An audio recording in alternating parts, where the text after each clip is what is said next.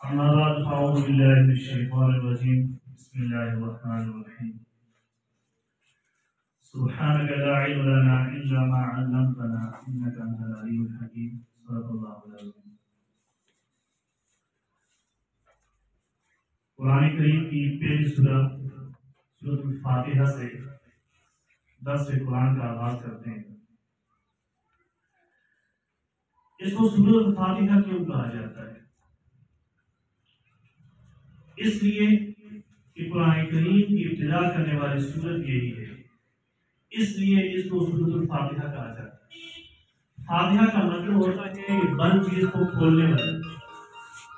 قرآن کریم کی ابتدا کرنے والی قرآن کریم کو کھول کے دیکھیں تو سب سے پہلے سورۃ الفاتحہ سامنے آتی ہے، اس کے نام سورۃ الفاتحہ ہے۔ اس کے ایک نام ام القرآن بھی ہے۔ ام القرآن اس لیے کہ ام کا مطلب ہے اصل، یہ پورے قرآن کی اصل ہے، اس لیے اس کو ام القرآن کہا جاتا ہے۔ ایک نام اس کا سبع مثانی بھی ہے۔ سبع مثانی کا مطلب ہے کہ بار بار پڑھی جانے والی، کیونکہ یہ سورت بار بار پڑھی جاتی ہے، اس لیے اس کو سبع مثانی کہا جاتا ہے۔ سبع کا مطلب سات، مثانی کا مطلب دہرائی جانے والی، بار بار دہرائی جانے والی، اور اس میں 7 آیتیں ہیں اور بار بار دہرائی جاتی ہے، اس لیے تو سبع مثانی کہا جاتا ہے۔ اس کا نام سورۃ شفا بھی ہے، اور اس طرح کی یہ ہر بیماری کے لیے شفا ہے۔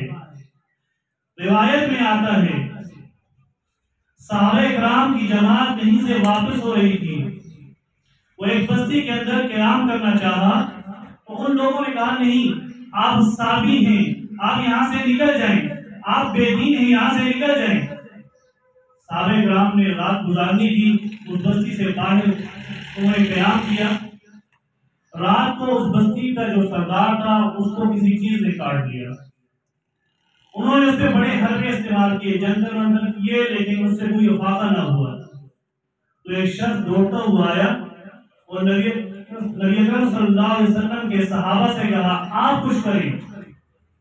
تو ایک صحابی گئے، وہاں پر انہوں نے سورۃ شفا سورۃ الفاتحہ کی تلاوت کی، یوں محسوس ہوا گویا کہ اس پر کسی چیز کا اثر ہوا ہی نہیں، اس لیے اس کا نام سورۃ الشفا بھی ہے، سورۃ شافیہ بھی ہے، سورۃ کافیہ اور وافیہ بھی ہے۔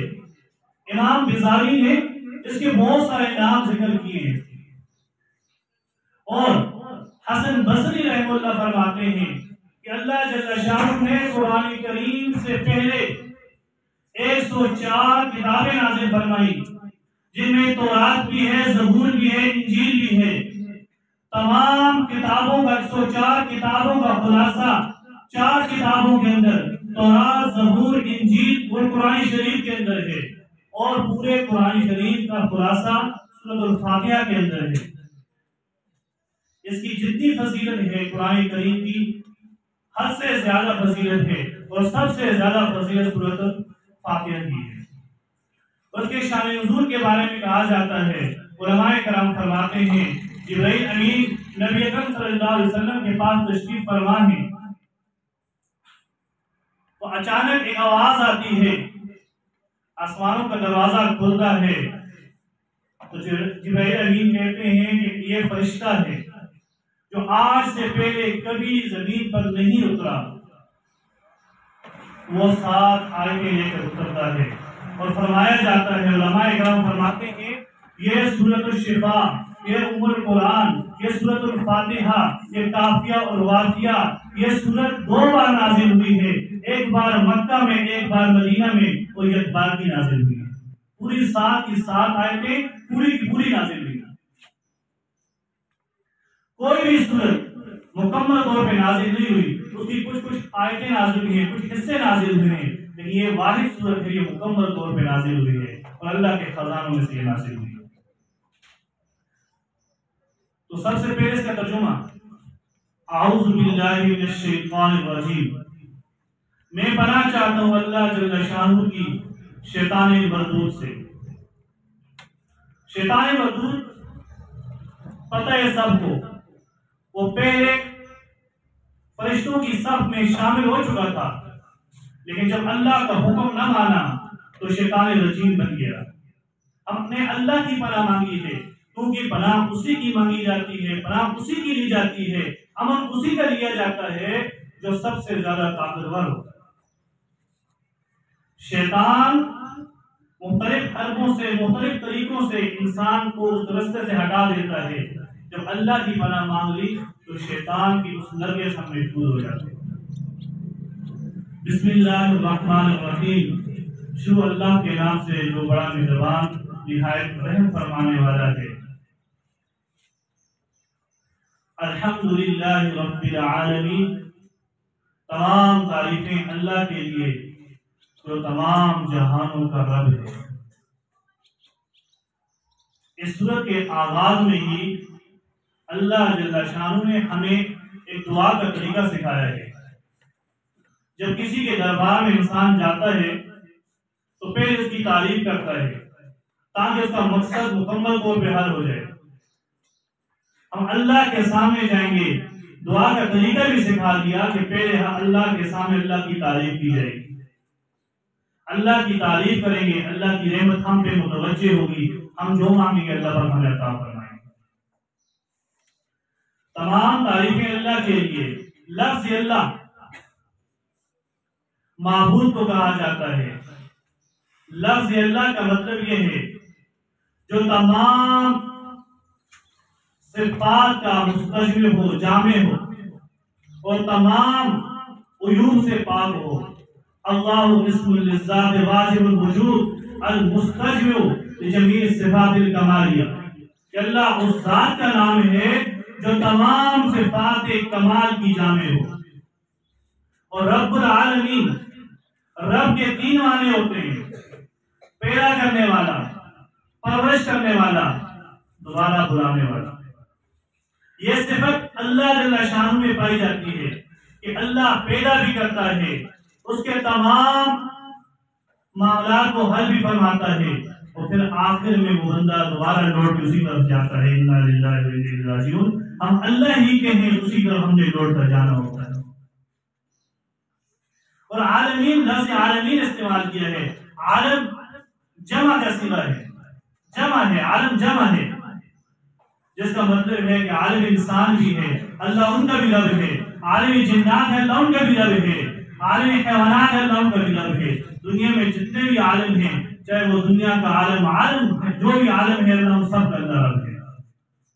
الرحمن الرحیم، بڑا مہربان نہایت رحم فرمانے والا ہے۔ لفظ رحمان بھی مبالغہ ہے اور رحیم میں بھی مبالغہ ہے۔ رحمان کا مطلب یہ ہوتا ہے کہ اللہ رحمان ہو، اپنوں پہ بھی ہو، غیروں پہ بھی ہو۔ اپنوں کو بھی لیتا ہے، غیروں کو بھی لیتا ہے، مسلمانوں کو بھی لیتا ہے، کافر حضرات کو بھی لیتا ہے، یہود کو بھی لیتا ہے، ہنود کو بھی لیتا ہے، نصارہ کو بھی لیتا ہے۔ اور رحیم اس صفت کو کہتے ہیں کہ جس پر بھی کمال کرے گا، رحم کرے گا، وہ کمال تک ہوگا۔ اور قیامت والے دن اللہ جل شانہ مسلمانوں پر رحم جو کرے گا وہ کمال کا ہوگا۔ وہ کمال اس اعتبار سے کہ مسلمان کامیاب ہو جائیں گے اور کافر ناکام ہو جائیں گے۔ مالک یوم الدین، مالک ہے قیامت کے دن کا۔ یہاں پہ قیامت کے دن کا کہا کہ قیامت کے دن اللہ جل شانہ پوچھیں گے، بتاؤ میرے بندو آج کس کی بادشاہت ہے؟ تو سارے کہیں گے اللہ، اللہ تیری ہی بادشاہت ہے، اللہ تیری ہی بادشاہت ہے، جس میں کوئی بھی اعلان نہ کر سکے گا آج میری بادشاہت ہے۔ دنیا کے اندر اعلانات ہوتے ہیں، یہ میری جگہ ہے، یہ میرا علاقہ ہے، یہ میری زمین ہے، یہاں پہ میری بادشاہت ہے۔ قیامت کا دن ایسا ہوگا جہاں کوئی بھی اعلان نہیں کر سکے گا کہ آج میری بادشاہت ہے۔ یہ پہلا حصہ ہے، یہ اللہ جل شانہ کے لیے ہے۔ جب انسان الحمد پڑھتا ہے، اللہ فرماتے ہیں حمدنی، کہ میرے بندے نے میری تعریف کی۔ یہ پہلا حصہ اللہ جل شانہ کے لیے ہے۔ یہ دوسرا حصہ یہ بندوں اور اللہ کے درمیان مشترک ہے۔ ایاک نعبد و ایاک نستعین، ہم تیری ہی عبادت کرتے ہیں اور تجھ ہی سے مدد چاہتے ہیں۔ یہاں شرک کی بھی نفی کر دی۔ اللہ ہم تیرے سامنے کھڑے ہوتے ہیں، تجھ سے ہی مانگتے ہیں، تجھ سے ہی طلب کرتے ہیں، اس کے علاوہ نہ ہمیں کوئی دینے والا ہے، نہ مشکل کشا ہے، نہ داتا ہے، نہ حاجت روا ہے۔ اللہ تیرے سوا نہ ہمارا کوئی حاجت روا نہ مشکل کشا۔ توحید پہ بھی ہم قائم ہو گئے، یہ توحید کی بہت بڑی دلیل ہے۔ اہدنا الصراط المستقیم، اے اللہ دکھا ہم کو سیدھا راستہ۔ سیدھا راستہ کون سا ہے؟ وہ راستہ جو اللہ جل شانہ نے نبی اکرم صلی اللہ علیہ وسلم کو بتایا، نبی صلی اللہ علیہ وسلم کا راستہ۔ صراط الذین انعمت علیہم، آگے اس راستے کی تشریح بھی ہو رہی ہے کہ وہ راستہ ان لوگوں کا راستہ انعمت علیہم جن پر تو نے انعام فرمایا۔ اللہ نے انعام کن لوگوں پہ فرمایا؟ قرآن کریم خود کہتا ہے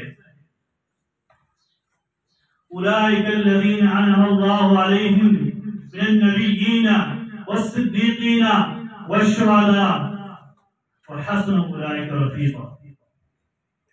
نبیوں کا راستہ، صدیقین کا راستہ، شہداء کا راستہ، یہ قرآن کریم نے خود اس کی تشریح کر دی کہ انعامات ان لوگوں کے ہیں، ان لوگوں کے انعامات میں جو اس درجے کے اندر آتے ہیں۔ نبیوں کا راستہ بھی کامیابی کا ذریعہ، انعام کا ذریعہ، صدیقین کا راستہ بھی انعامات کا ذریعہ، اور شہداء کا راستہ بھی انعامات کا ذریعہ۔ غیر المغضوب علیہم ولا الضالین، اللہ نہ راستہ ان لوگوں کا جن پر تیرا غصہ ہوا اور نہ ہی گمراہوں کا۔ اس میں علماء کرام نے دو چیزیں بیان کی ہیں، مغضوب کون سے ہیں اور ضالین کون سے ہیں۔ مغضوب کون سے ہیں اور ضالین کون سے ہیں؟ مغضوب کے اندر دو چیزیں بیان کی ہیں، ایک وہ لوگ جن کا علم ہو اور ضد کی وجہ سے نہ مانے، گمراہ وہ لوگ جن کے پاس علم نہیں ہے، علم نہیں ہے، کم ہے لیکن دوسروں کی نہیں مانتے، وہ ضالین۔ علماء کرام فرماتے ہیں کہ مغضوب سے مراد یہود ہیں، کیونکہ ان کو پتا تھا کہ یہاں پہ نبی صلی اللہ علیہ وسلم تشریف لائیں گے، ان کی تعلیمات سچی ہیں لیکن ماننے کو تیار نہیں تھے۔ اور ضالین سے مراد نصارہ ہیں، جن کے پاس علم کم تھا، علم نہ ہونے کے برابر تھا، پھر بھی دوسروں کی بات پر توجہ نہیں کر رہے۔